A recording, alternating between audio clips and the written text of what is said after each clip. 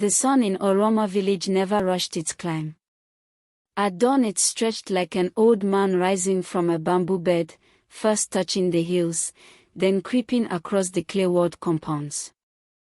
Roosters crowed as if they owned the morning, and women, wrappers tied firmly at their chests, balanced clay pots on their heads as they hurried to the stream before the day grew too heavy.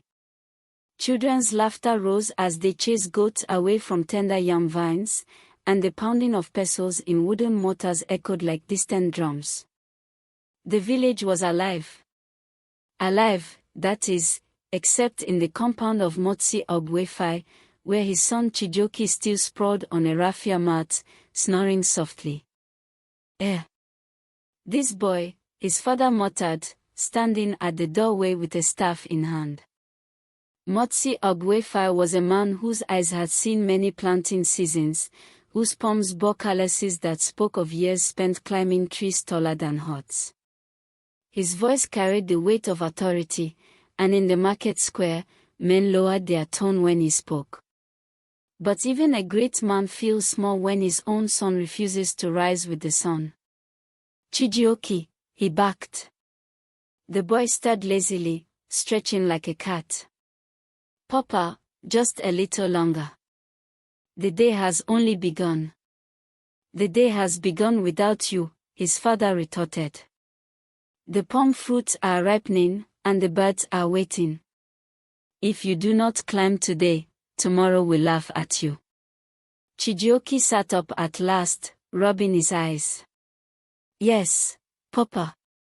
I will climb. Let me first eat something. Instead of preparing his climbing rope, he squatted beside his younger sister, Adis, who was roasting groundnuts on an iron pan. He began cracking them one by one, spinning a tale about spirits who had visited him in his dream. Adis giggled, shaking her head. Brother, your mouth runs faster than your hands, she teased. Better climb before those spirits eat your palm fruits for you. But Chijoki only grinned, rolling another groundnut between his fingers. By the time he rose to fetch his rope, the sun was already halfway across the sky, throwing hot dust against the earth. The day's strength had passed him by. The following morning, Obiora, his cousin and age-mate, strode past their compound, a basket balanced effortlessly on his head. The basket glistened with fresh palm fruits, red oil dripping down the sides, leaving bright stains on the dusty path. Obiora's voice rang out before his feet even reached the gate. Chijioki, he called with a mischievous smile. Have you not touched your trees yet? By the time you finish scratching your beard, the weaver birds will carry your harvest away. He laughed loudly, the kind of laughter that stung more than any insult, and disappeared toward the market square where traders waited. Chijioki scowled. Let him laugh. My trees are still standing. There is still tomorrow. Tomorrow came. The rooster crowed, the sun climbed, and Chijioki decided he must first sharpen his machete. He began the task with seriousness, striking stone against blade, sparks flying. But halfway through, he noticed his climbing rope was frayed at the edges. Oh! I cannot climb with this rope. It will break. So he sat to mend it. Needle and fiber in hand, he started well but soon grew tired of the slow walk. Just then, voices called from the square. Chijioki. Come, let us play Eo. 1 round only. He smiled. Only 1 round. 1 round became 3, 3 became 5, and laughter drowned out his father's warnings. When at last he returned, dusk had wrapped the village in shadows. His rope lay unfinished, his trees untouched. Days bled into a week. Beneath his tall palms, the ground turned red with fallen fruits. Some split open under the sun, their oil wasted into the soil. Others were pecked by birds or torn apart by goats that wandered freely. Each drop of wasted oil was a coin slipping from his fingers, yet Chijioke told himself, there is still time. But time is like a hunter's arrow, once released, it does not return. His father's patience snapped one hot afternoon. Standing before the scattered fruits, Motsi Ogbuefi struck his staff hard against the earth. Chijioke, he thundered. A man who cannot master his time is a man who cannot master his life. Your mates are already selling oil in the market, yet you sit here with empty calabashes. When hunger comes, will you tell it to wait until tomorrow? Chijioke's cheeks burned with shame. Papa, tomorrow I will climb, he murmured. But when tomorrow came, so did his excuses.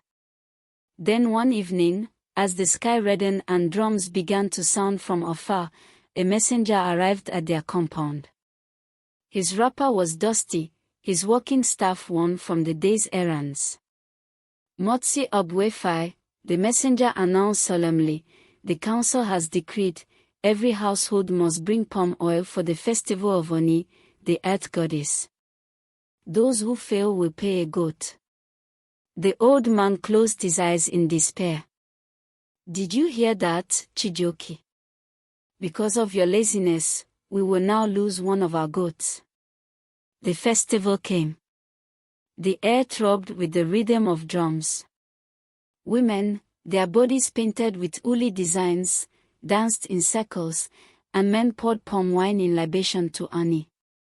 Children ran about with kola nuts and roasted maize. But in the compound of Motsi Ogbuefi, there was no joy. The family had given away a goat, and their neighbors whispered in corners. Can you believe it? The son of Ogbuefi, who once climbed faster than any boy, has become useless. He cannot even bring oil for the goddess. At the market square, laughter rang again. Obiora, carrying yet another heavy calabash of oil, smirked. A man who waits for tomorrow will eat from another man's basket, he said loudly, so that Chijioke would hear. This time the words did not bounce off Chijioke's back. They stung, sharp as thorns. That night, as the village quieted and only crickets sang, Chijioke lay awake on his raffia mat. Sleep would not come. In his mind he saw the wasted fruits, the mocking laughter, the empty place where their goat once stood. His father's words echoed again and again. A man who cannot master his time is a man who cannot master his life.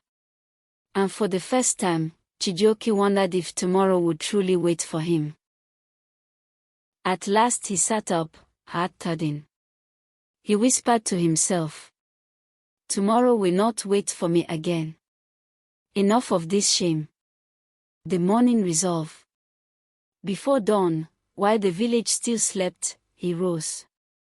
For the first time in many moons, the rooster crowed and Chijioke was already awake.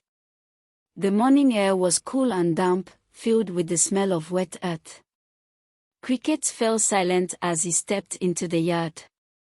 He tied his climbing rope around his waist, sharpened his machete until its edge gleamed, and looked toward the tall palm trees that had mocked him for weeks. Their silhouettes stood like watchful giants against the breaking sky. When the first rays of the sun slipped over the hills, Chijioke walked toward them with determination. The trunk was rough, pressing against his bare legs, but he gripped it firmly with the rope and pulled himself upward. Higher and higher he went, his breath coming hard, his arms trembling. Sweat trickled down his temples, but he forced himself on. Villagers on their way to the stream stopped to watch. Is that not Ogbuefi's son, climbing at last? Some whispered. Others shook their heads. When he reached the crown, he hacked at the ripe clusters of palm fruit, lowering them carefully with a rope. The heavy bunches studded to the ground, bursting with red, glistening kernels. Again and again he climbed, cut, lowered, descended, until his body ached and his palms burned with blisters. By midday, every tree had been stripped, and a heap of palm fruit lay at his feet, shining in the sun. That afternoon, he pressed the first batch. The mortar was filled with steaming fruits, and he pounded until the oil oozed, thick and red, into the waiting calabash. The scent of palm oil filled the compound, sharp and heavy, drawing his sister Adiz, who clapped her hands in delight. "Brother, you have finally done it," she cried. Chijioke smiled faintly, though his body throbbed with exhaustion. The oil was far less than it might have been if he had acted earlier, but it was his, not stolen by birds, not wasted by goats, not mocked by Obiora. The next morning, he carried the oil to the market in a small calabash. Other traders already displayed theirs in great gourds, calling out prices, boasting of their profit. Obiora, as usual, stood tall beside his stall, his wares gleaming like fire in the sun. When Chijioke laid down his modest calabash, some traders laughed softly. "Is this all?" they murmured. But one old woman stepped forward, her back bent, her eyes sharp with age. She bought some of his oil, then fixed her gaze on him. "Chijioke, do you know what procrastination is?" she asked. "Yes, Mama," he answered quietly, lowering his eyes. She shook her head slowly. "No. Procrastination is when a man eats today's yam with tomorrow's hunger. It is when he lets the sun climb over his head before he rises from his mat. If you continue like this, even your shadow will leave you behind." The words struck him deeper than Obiora's laughter had ever done. He bowed respectfully. "Thank you, Mama. I will remember." From that day, Chijioke began to fight his weakness like a wrestler fights in the square. The struggle was not easy. Every morning his body whispered, "Sleep a little more." Every afternoon, his friends tempted him with ale seeds, laughter, or long stories at the stream. But he clenched his teeth and remembered the wasted fruits, the goat they had lost, the shame on his father's face. He began to rise early, to climb when the fruits were ripe, to finish his work before joining his friends. Slowly, the villagers noticed. The whispers turned to nods of approval. His father's frown softened into pride. His sister teased him less. Even Obiora, though grudgingly, admitted, "Perhaps you are finally becoming a man." Years passed. The seasons turned. Chijioke grew into a man of diligence, his calabashes always full, his name spoken with respect in the marketplace. When he too became a father, he gathered his children one evening under the shade of the old palm trees. The air was golden with sunset, and the trees swayed as if listening.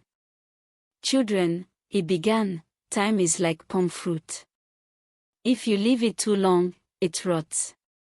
If you take it when it is ready, it feeds you, it clothes you, it gives you honor. Never say, 'Tomorrow.' Tomorrow belongs to the birds and the goats. Today belongs to you." And his children listened carefully, for they knew their father's story, the story of the palm fruits that waited, and the man who almost lost everything to procrastination.